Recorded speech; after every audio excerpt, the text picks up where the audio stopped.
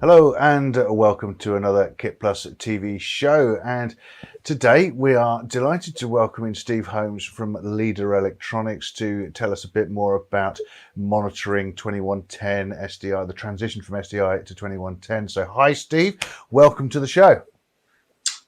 Thank you very much for having me on the show today. Excellent. Now, Steve, we're going to be talking about the transition from SDI to IP, and I'm guessing you need a whole new tool set to look at this and to make it look like the video we're used to. Talk us through how we're going to do this. Okay, just like when we started from analog and we went to SDI, we made a tool set that still looked like the analog view, but it was looking at the SDI data. Well, we've done it again. We've gone from SDI to IP. Now with IP, we need to be able to look at this, but still, in most cases for the operator, in a similar manner that they're used to looking at. And it's an easy way to be able to identify what's there, what the levels are captions missing, our audio channels missing, to be able to look at it in a conventional view.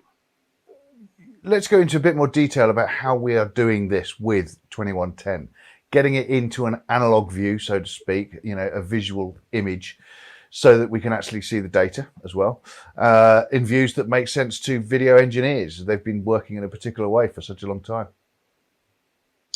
Yes, we need to be able to put data on the screen that still looks like video. We need to be able to make a picture out of it. We need to be able to make a waveform out of it. But underlying all of that, we need the tool set to possibly go deeper. So when an operator finds an issue, there is a deeper tool set for the engineer to actually get down to the IP layer to look at things deeper, but be able to keep it simple for the operator to look at.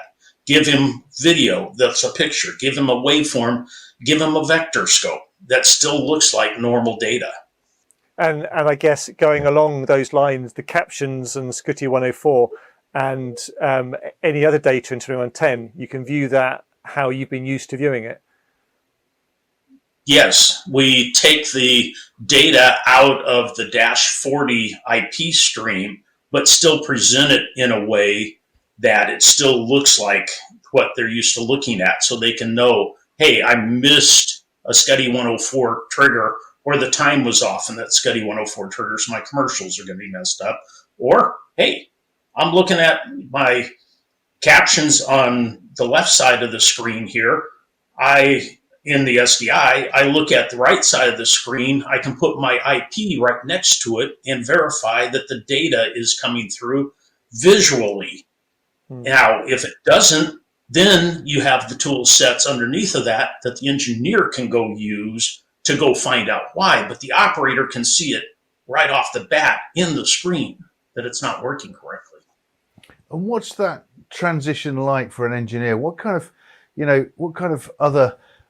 extra data, what kind of knowledge, what are they looking to know about the 2110 network that you are providing them with? What is that information additional to what was traditional?